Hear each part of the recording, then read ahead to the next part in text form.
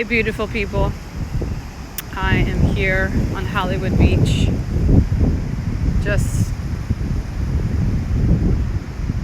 feeling the inspiration to share a few thoughts and reflections on this Mercury retrograde coming out of the moon in Pisces, conjuncting Neptune, with this Mercury retrograde conjunct the sun in Pisces, with the moon in Aries and Venus in Aries, conjuncting Chiron, the wounded healer. You know, it's a pretty intense energy, to say the least. So, yeah, I just wanted to share a few reflections on it, and I had wanted to share something yesterday, but that Pisces moon energy with Neptune was like, yeah, that was a really intense energy. So basically what I wanted to reflect on, and I hope this is useful for those of you who follow me and appreciate the astrological guidance that I bring to you whenever I can, is that, the planets are really like healing support systems. They're like healing energies guiding us along the healing path. And as many of you know from my readings and from the readings you've had with me, Chiron is the wounded healer. And Chiron is an archetype that comes from Greek astrology. Chiron was a Greek centaur. And, he had this wound that he couldn't heal. And so he went to all the specialists and no one could heal him. And in his quest to heal himself, he became a master. And, in becoming a master, he was able to become a teacher and help many people. And so, Chiron is technically an asteroid, but in my readings, Chiron is one of the most prominent players. And Chiron is in the sign of Aries right now in the sky.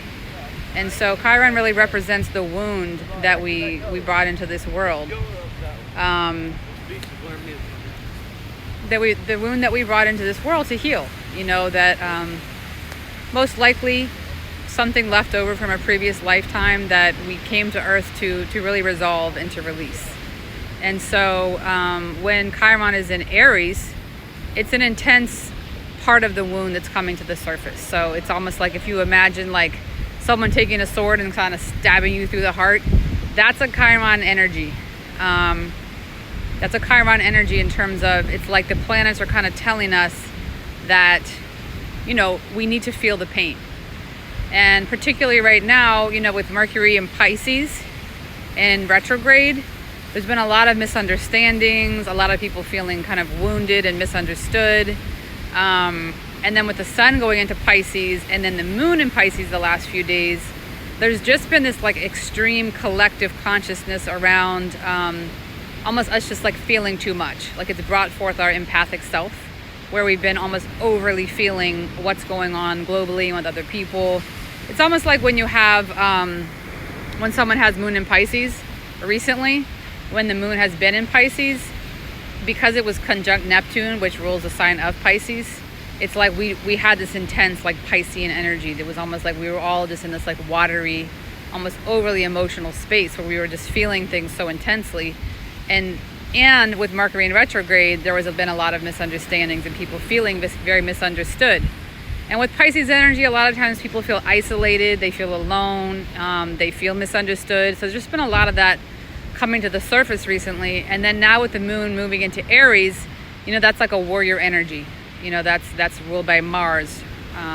The planet Mars rules the sign of Aries. So whenever we have that energy, it's very impulsive. People start to become very impulsive. Anger comes to the forefront a lot more easily. We have less of a tendency to sort of pause and reflect before we react.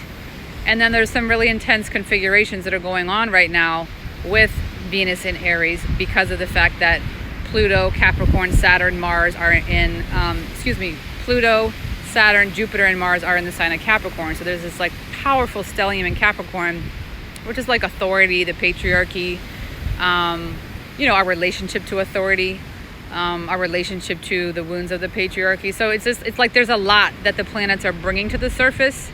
And this is just kind of a reminder that the reason that the planets are doing this is because we can't heal it if it's not at the surface. When it's lingering down kind of, in the body and the psyche, there's not much we can do with it. And so even though it can be painful when all this is brought to the surface and Aries is really kind of feeling, there's this feeling of either being wounded or sort of this sense of your wound just being really raw, just to remember that it's an opportunity. You know, it's an opportunity to just take that time to go within, and it's really a time to do healing. I know right now the only reason I'm even here at the beach is that Mercury retrograde completely rearranged my entire day. I thought I was going to West Palm Beach and ended up not in West Palm Beach after a long drawn out drama that, you know, luckily what didn't have to turn into a drama because of the fact that, you know, I'm in a space of just really surrendering to where the universe is taking me and rolling with it. And so, I went with this new change of direction and everything has been fine. And that's a big part of what, you know, Spirit is asking us to do, right? Is to surrender. That's what Pisces energy is all about. So anyway, this is just kind of a very quick shout out. If you want to learn more about like what's going on with the planets right now, some of the sort of configurations that you can like Google or look into is Chiron in Aries, is Venus conjunct Chiron, is Chiron conjunct the moon. I mean, there's just a lot of very intense things going on. And also right now, you know, the moon in Aries is not just next to sort of the wounded healer trying to help us heal our wound, but also the moon is squaring Mars. So the moon in Aries, which is like this warrior energy, is squaring Mars, which is like the divine masculine warrior, which is in Capricorn, which is like the patriarchy. So it's a very intense energy. And just to remember that like we're not victims of it, right? We're here as co-creators, co-collaborators on our journey, especially when we take the opportunity to, instead of reacting to what we're feeling, to being present with it and feeling it. You know, so that's the whole thing about the power of the heart chakra, is that the heart chakra allows us to transmute pain and to release it, you know, and all we have to do is take that time to really come into the heart center and allow the heart to feel what needs to be felt and then heal it. So there's a lot more information that I'm going to be sharing in the course that I'm launching next week about this, but I just wanted to give a quick shout out to all of you on the path, and you know, just to say you're not alone in dealing with these energies, and you know, try to harness them, try to take advantage of them, try to put them to good use. So blessings to each of you, and talk to you on the other side.